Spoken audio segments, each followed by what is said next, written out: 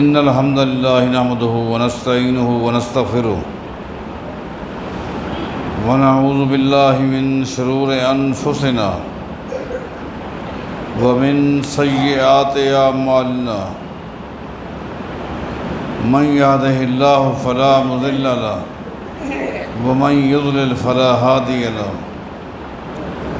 وأشهد أن لا إله إلا الله وحده لا شريك له وأشهد أن محمدًا عبده ورسوله أما بعد فإن خير الحديث كتاب الله وخير الهدي هدي محمد صلى الله عليه وسلم وشر الأمور محدثاتها وكل محدثة بدعة وكل بدعة ضلالة وكل ضلالة في النار أعوذ بالله من الشيطان الرجيم بسم الله الرحمن الرحيم نبئ عبادي أني أنا الغفور الرحيم وأن عذابي هو العذاب العليم۔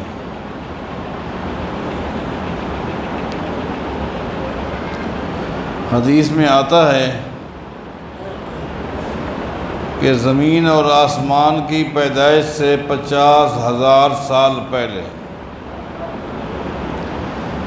اللہ تعالیٰ نے اپنے عرش پر ایک جملہ لکھ دیا، ان رحمتی سبقت غضبی۔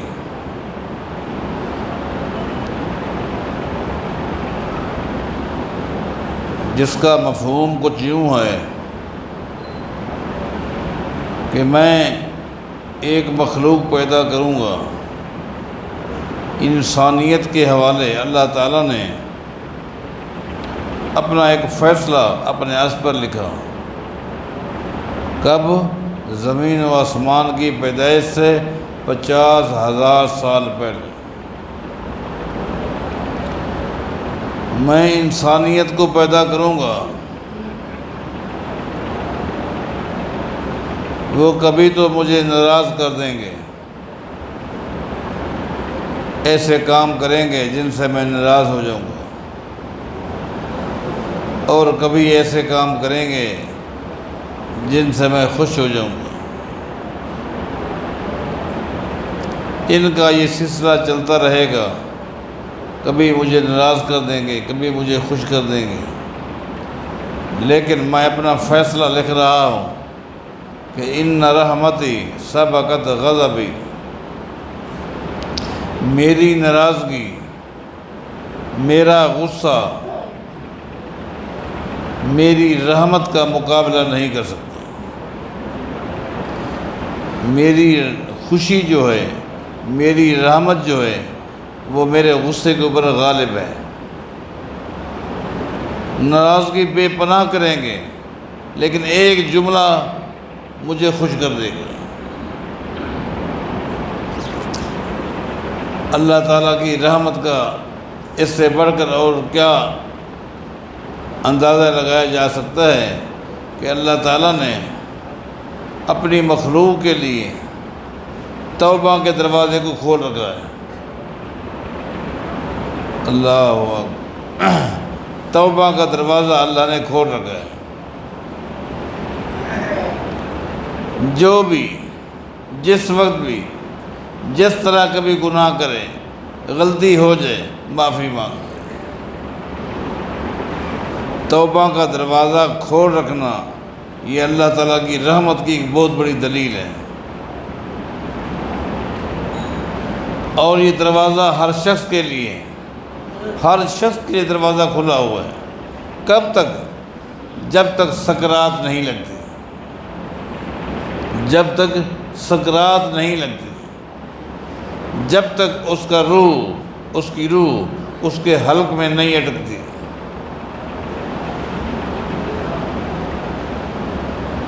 جب تک آنے والا فرشتہ اسے دکھائی نہیں دیتا جو روح قبض کرنے کے لیے آ گیا ہے۔ اللہ نے رحمت کا دروازہ، توبہ کا دروازہ کھول کے رکھ دے۔ اور حدیث میں آتا ہے جب صبح ہوتی ہے اللہ تعالیٰ اپنی رحمت والے ہاتھوں کو پھیلا لیتا ہے۔ کوئی ہے میرا بندہ، ہے کوئی میری نکرانی جس نے رات بھر مجھے ناراض کیا ہو، میری ناراضگی والے کام کیے ہوں، اب تو صبح ہو گئی، معافی مانگ لے، میں معاف کرنے کے لیے تیار ہوں۔ جب سورج غروب ہوتا ہے پھر اللہ تعالیٰ اپنے ہاتھوں کو پھیلا لیتا ہے۔ کوئی ہے جس نے پورا دن مجھے ناراض کیا ہو؟ یہ اللہ کی رحمت ہے۔ جس نے پورا دن مجھے ناراض کیا ہو، اب تو دن ختم ہو گیا اور رات آ گئی، سونے سے پہلے مجھ سے معافی مانگ لے، میں اس کو معاف کر دوں۔ حالانکہ معاف کرنے والا کبھی خود نہیں کہتا کہ مجھ سے معافی مانگے۔ دنیا میں یہ خالق اور مخلوق کا فرق دیکھیں۔ باپ کتنا مہربان ہوتا ہے، کتنا مہربان۔ اگر بیٹا ناراض کر دے، بیٹی ناراض کر دے، وہ ناراض ہو کر ایک سائڈ پر بیٹھ جاتا ہے، لیکن وہ کبھی یہ نہیں کہتا مجھ سے معافی مانگ، میں معاف کر دوں گا۔ اس سے معافی مانگنی پڑتی ہے، درمیان میں کسی کو لانا پڑتا ہے۔ امی ابو کو آپ کہیں مجھے معاف کر دیں، بھائی کو، بہن کو، بیچ میں کسی کو لانا پڑتا ہے صلح کے لیے۔ لیکن کمال کی بات ہے کہ اللہ تعالیٰ خود کہتے ہیں کوئی ہے غلطی ہو گئی معافی مانگ لے، میں اس کو معاف کر دوں۔ یہ اللہ کی رحمت ہے۔ نبی علیہ السلام فرماتے ہیں بنی اسرائیل میں 2 بھائی تھے، سگے بھائی تھے، ایک گناہ گار تھا، ایک عابد تھا، عبادت گزار تھا۔ عبادت گزار بھائی اکثر اپنے گناہ گار بھائی سے کہتا تھا گناہوں کو چھوڑ دے، چھوڑ دے، اللہ کو راضی کر لے۔ وہ بھی سن لیتا، سر جھکا لیتا۔ ایک دن جب اس کو اتنا ذلیل کیا اس نے لوگوں کے سامنے، اس نیک آدمی نے، تو وہ جو گناہ گار بندہ تھا اس نے بھی آگے سے مزاحمت کی،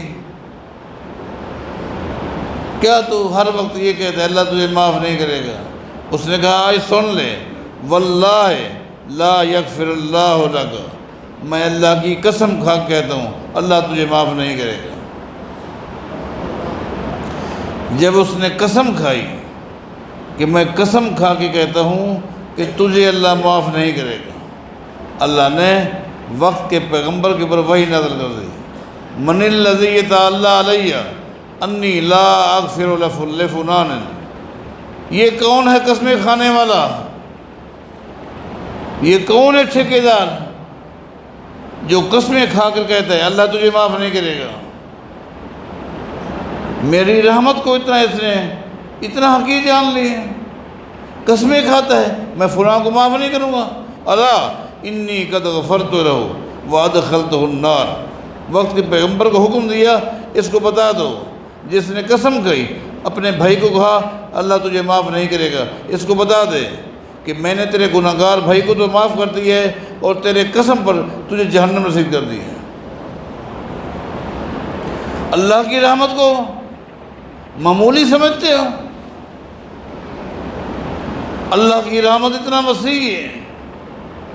آپ نے اکثر علماء سے سنا جس نے 99 قتل کیے تھے، قتل کتنا بڑا گناہ ہے، زمین ہل جاتی ہے۔ قتل کو آپ کیا سمجھتے ہیں؟ قتل کرنا تو دور کی بات ہے، کسی کو قتل کا معمولی سا اشارہ کرنا، معمولی سا، اس اشارہ کرنے والے کے لیے بھی حدیث میں آتا ہے قیامت دن جب آئے گا مکتوب بین عینیہ، آئس من رحمت اللہ، اس کے ماتھے پہ لکھا ہوگا، قتل کا مشورہ دینے والا، اس کے ماتھے پہ لکھا ہوگا آج تو اللہ کی رحمت سے نا امید ہو جا۔ اور جس نے 99 قتل کیے اور جب نام نہاد مولوی کے پاس گیا، دل میں معافی مانگنے کا جذبہ آ گیا ہے، توبہ کا ارادہ ہوگی، بس اللہ یہ چاہتا ہے کہ بندے کے دل میں رجوع کا ارادہ آ جائے۔ بس میرے بھائیوں، میری بہنوں، اللہ یہ چاہتا ہے، غلطی ہو گئی، گناہ ہو گیا، دل میں ندامت آ جائے، ندامت، شرمندگی۔ یہ مت دیکھو، شیطان کہتا ہے دیکھ تیری 70 سال عمر ہو گئی، 60 سال ہو گئی، آج تک تو نے کوئی اچھا کام نہیں کیا، اب کرے گا، کیا کرے گا؟ نہیں، اللہ نے توبہ کا دروازہ کھول رکھا ہے۔ اس نام نہاد مولوی نے یہی کہا، 99 قتل، تیرے لیے کوئی بخشش نہیں، کوئی توبہ نہیں۔ اس نے کہا چلو پھر میں گنتی تو پوری کروں، اس نے اس کو بھی قتل کر دیا، 100 ہو گئے۔ لیکن دل میں احساس پیدا ہو چکا ہے، ندامت آ گئی ہے، معافی مانگنا چاہتا ہے، اور جو معافی مانگے اللہ اس کو معاف کرتا ہے۔ پھر ایک اور عالم کے پاس گیا جس کے پاس علم تھا، اس نے کہا جی ہاں، اگر تو معافی مانگنا چاہتا ہے تو اللہ تعالیٰ نے توبہ کے دروازے کو کھول کے رکھے، معافی مانگ لیں۔ ہاں، ایک مشورہ دیتا ہوں، جس ماحول میں تو رہتا ہے اس ماحول کو چھوڑ دے، یہ ماحول صحیح نہیں ہے۔ اس لیے لکل مجلس تاثیر، ماحول کا بھی ایک اثر ہوتا ہے، سوسائٹی کا بھی ایک اثر ہوتا ہے۔ اس لیے ضروری ہے ہر شخص کے لیے، مرد ہو یا عورت ہو، اس کو دوستی لگانی چاہیے دیندار کے ساتھ۔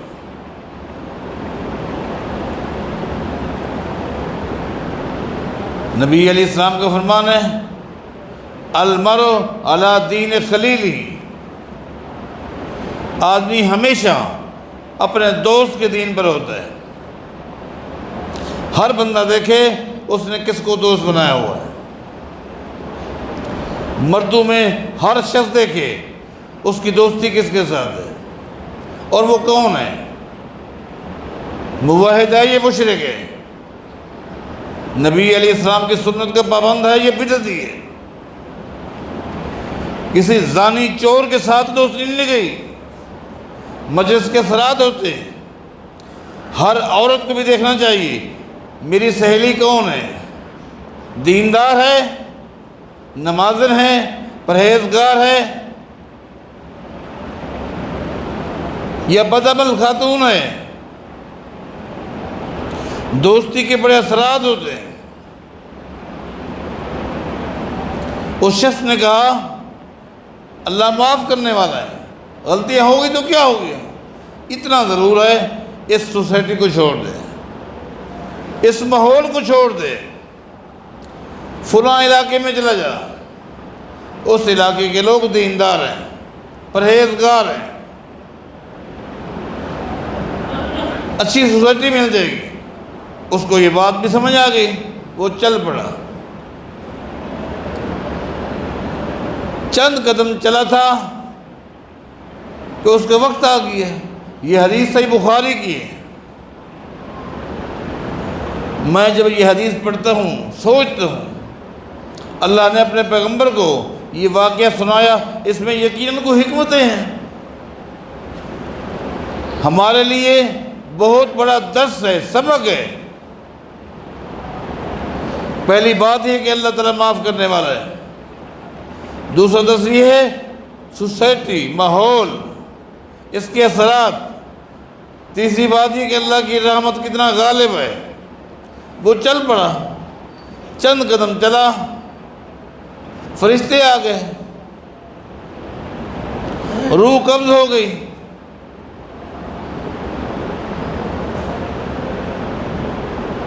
ملک الموت نے روح قبض کر لی، یہ اس کی ڈیوٹی ہے۔ اب ساتھ میں اللہ نے فرشتوں کو بھیج دیا،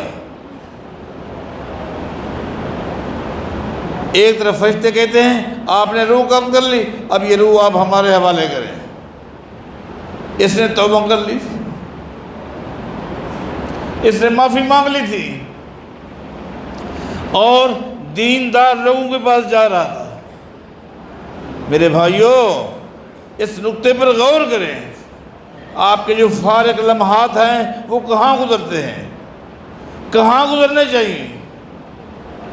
دیندار آدمیوں کو انتخاب کریں، ان کے ساتھ دوستی لگائیں، کسی علاقے کے جید عالم کے ساتھ دوستی لگاؤ، فارغ اوقات ان کے پاس جاؤ، نصیحتیں لو، کوئی عقیدے کی بات، کوئی عمل کی بات، یہ معاملات ہونے چاہیے۔ آپ ان کے ساتھ بیٹھیں، فتنوں سے بچ جائیں گے۔ فرشتے کہتے ہیں یہ روح آپ ہمارے حوالے کریں۔ یہ ایک اچھے ماحول کی طرف جا رہا تھا،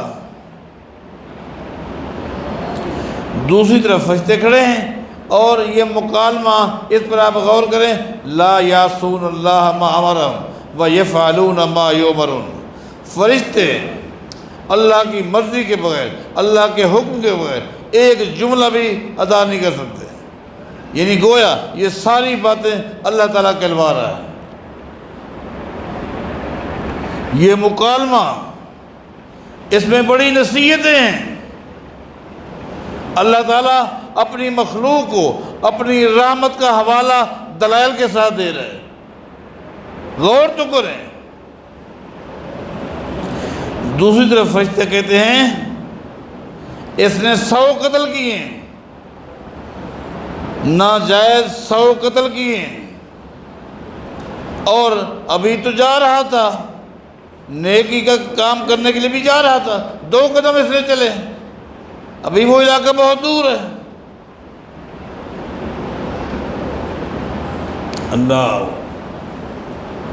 اللہ تعالیٰ نے ایک اور فرشتے کو بھیج دیا، اللہ قربان، ایک اور فرشتہ درمیان میں آ گیا، کہتے میں جج ہوں، میں جج ہوں، میں فیصلہ سناتا ہوں۔ ہاں تو سنا دے۔ اس نے کہا زمین کی پیمائش کرنی ہوگی، اگر جس علاقے کی طرف جا رہا تھا سفر زیادہ کر چکا ہے اور باقی سفر کم ہے، تو وہ فرشتے جو جنت کا لباس لے کر آئے ہوئے ہیں وہ اس کی روح کو لے جائیں، لیکن اگر وہ سفر زیادہ ہے تو پھر جہنمی لباس لانے والے فرشتے اس کی روح کو لے جائیں۔ اللہ، انہوں نے کہا ٹھیک ہے۔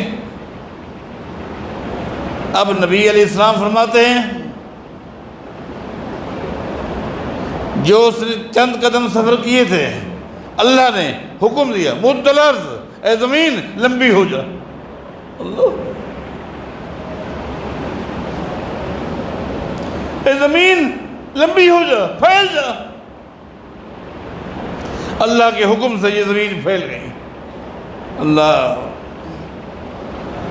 سبحان اللہ تعالیٰ اپنی رحمت بتا رہا ہے، اپنی رحمت بتا رہا ہے کہ میں کتنا مہربان ہوں۔ حوالہ کس کا؟ جس نے 100 قتل کیے، زمین پھیل گئی، پیمائش ہو گئی، ٹھیک ہے جی یہاں تک پہنچا تھا، اتنا ایسا سفر کیا، اب آئیں اس کو ہم پیمائش کرتے ہیں۔ اللہ نے زمین کو حکم دیا تو قریب آ جا، قریب ہو جا۔ وہ زمین قریب آ گئی۔ اللہ کتنا مہربان۔ پھر بھی اگر کوئی بندہ اللہ کو نہ منا سکے اس سے بڑا بد نصیب کوئی نہیں ہو سکتا۔ زمین سکڑ گئی، جج نے کہا جو فرشتے جنت کا لباس لے کر آئے اس کی روح کو لے جائیں۔ اب یہ حوالہ جبریل لے کر آیا پیغمبر کو، اور قیامت تک منبر و محراب پر اس واقعے کو پیش کیا جائے گا بطور سبق کے، درس کے، نصیحت کے۔ اللہ کتنا مہربان ہے، کتنا مہربان۔ نبی علیہ السلام فرماتے موضع صوت فی الجنت خیر من الدنیا وما فیہا۔ اگر دنیا کا کوئی شخص توبہ کر لے، جب تک زندہ رہوں گا کبھی شرک نہیں کروں گا، شرک کی نفرت دل میں دے دے، جب تک زندہ رہوں گا حرام نہیں کھاؤں گا،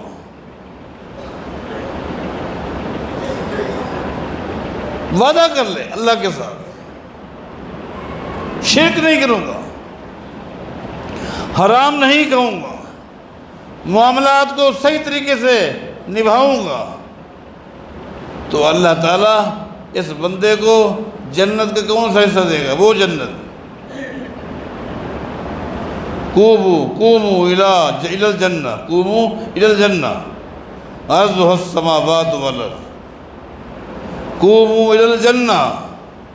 وہ جنت کیسی ہے؟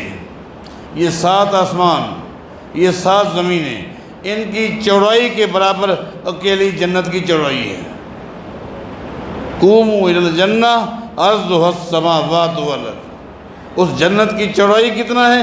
خالی چوڑائی 7 آسمان اور 7 زمینوں کی چوڑائی جو ہے وہ اکیلی جنت کی چوڑائی ہے۔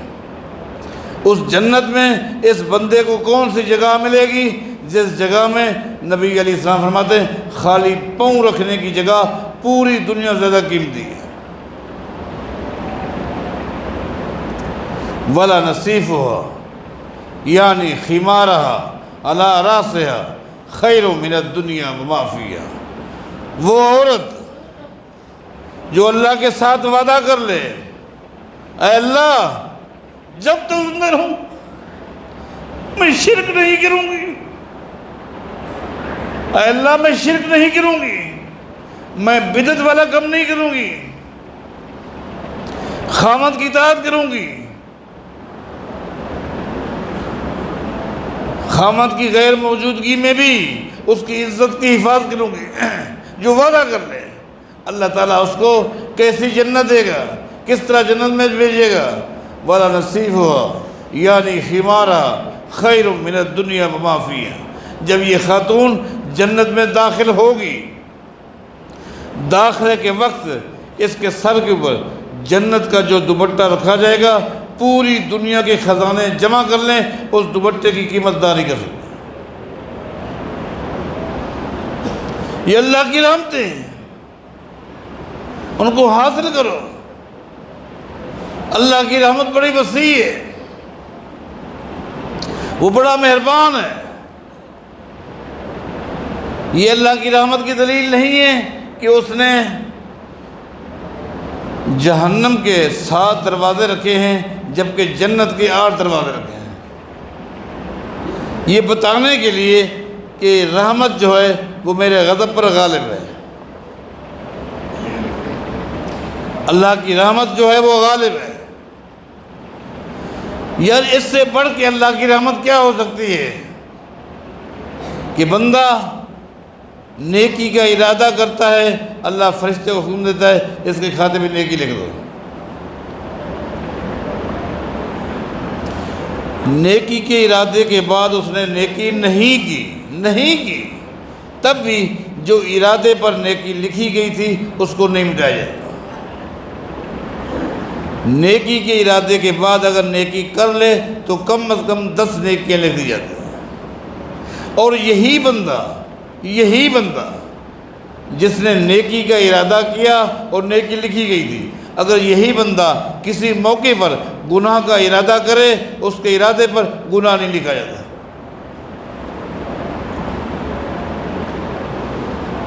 گناہ نہیں لکھا ہے۔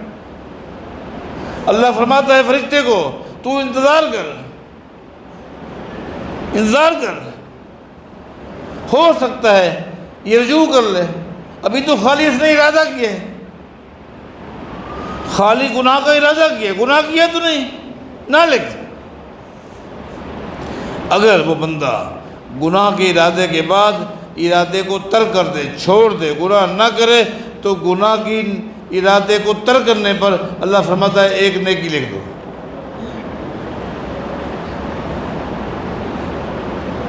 اگر گناہ کے ارادے کے بعد، صحیح مسلم کی حدیث ہے، وہ بندہ گناہ کر لے، گناہ کر لے، گناہ ہو گیا،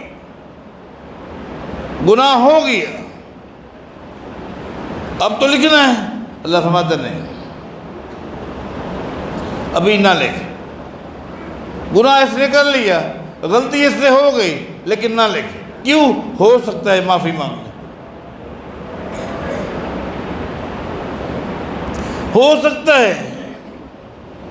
صحیح مسلم کی حدیث ہے 6 ساعات، سا کا معنی آج کے دور کے حساب سے 1 گھنٹے کو سا کہتے ہیں، 6 ساعت کا معنی 6 گھنٹے۔ اللہ فرماتا ہے انتظار کر، انتظار کر، انتظار کر، انتظار کر، 6 گھنٹے تک اللہ انتظار کرواتا ہے، ہو سکتا ہے معافی مانگ لے۔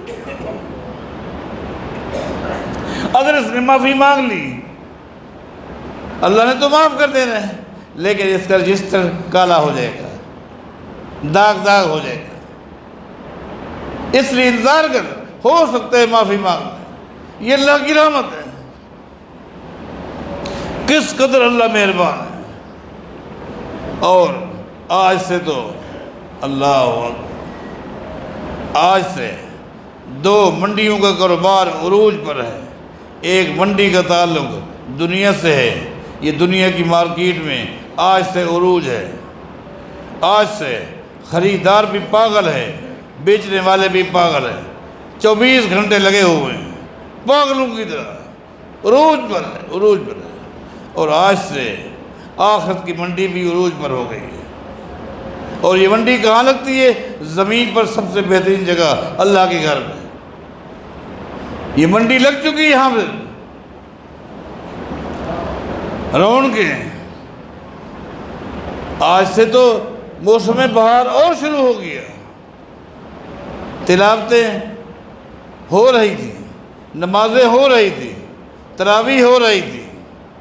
آج سے اعتکاف، اعتکاف کو معمولی سمجھ، آج سے لیلۃ القدر کی تلاش میں،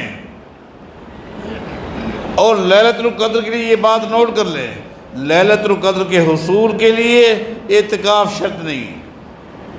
اعتکاف بعض لوگوں کا ذہن ہے، جو لوگ اعتکاف بیٹھتے ہیں ان کو لیلۃ القدر ملتی ہے، جو 1000 مہینوں سے بہتر ہے، نہیں، ان کو تو ملے گی، لیکن اعتکاف ایک الگ عبادت ہے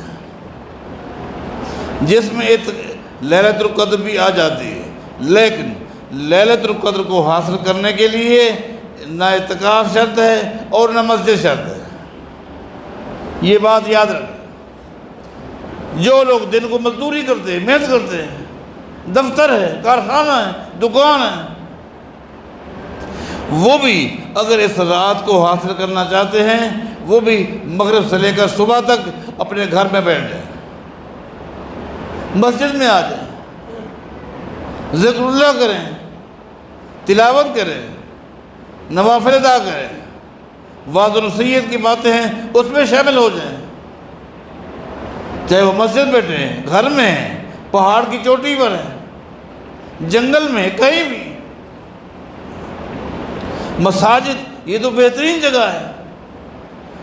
وہ خواتین جو اعتکاف نہیں بیٹھی ہوئی اور اعتکاف بیٹھنا چاہتی تھی یا مصروف ہیں، وہ بھی راتوں کو آ جائیں، کس نے منع کیا ہے؟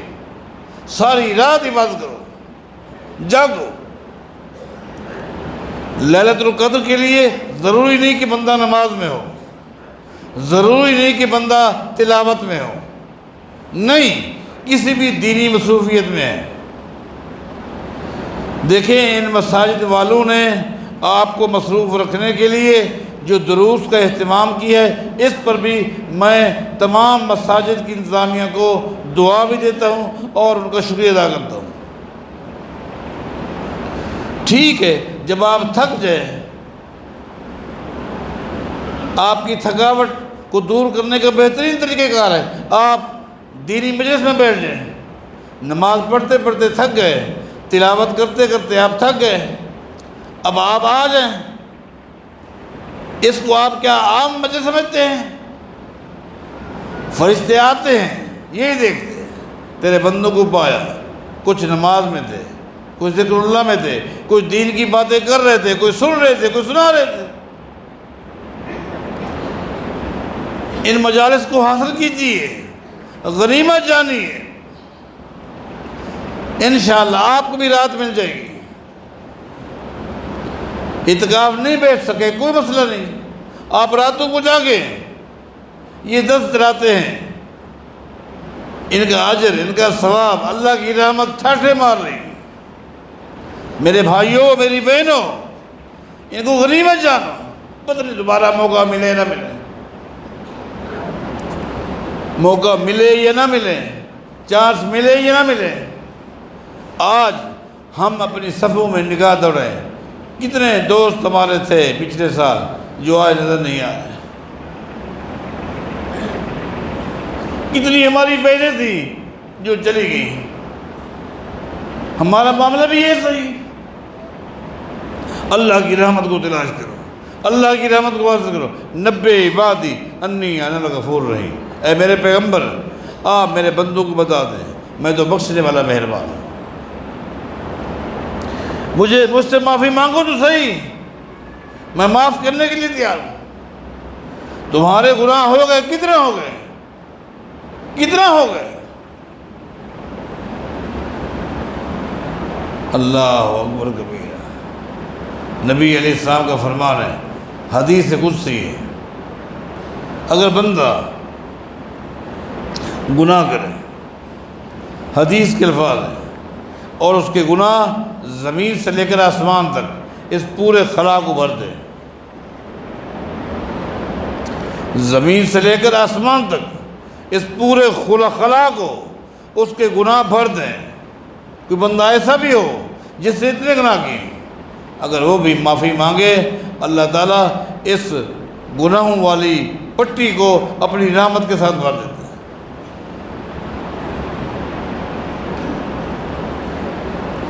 بس معافی مانگنے والے بن جاؤ، رجوع کرنے والے بن جاؤ۔ نبئ عبادی انی انا الغفور الرحیم۔ ہاں آگے فرمایا وَأَنَّ عَذَابِي هُوَ الْعَذَابُ الْأَلِيمُ۔ اگر تم نے معافی نہ مانگی، معاملات صحیح نہ کر لیے، تو پھر سن لو میرا غضب بھی بڑا دردناک ہے، میرے غضب کا، میرے غصے کا بھی کوئی مقابلہ نہیں کر سکتا۔ جس طرح اللہ کی رحمت کا کوئی مقابلہ نہیں، اللہ کے غضب کا بھی کوئی مقابلہ نہیں۔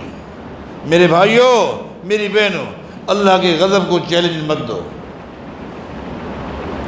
رجوع کر لو، معافی مانگ لو، غلطیاں ہو گئی، وہ معاف کرنے والا ہے، اللہ ہم سب کو معاف فرما دے۔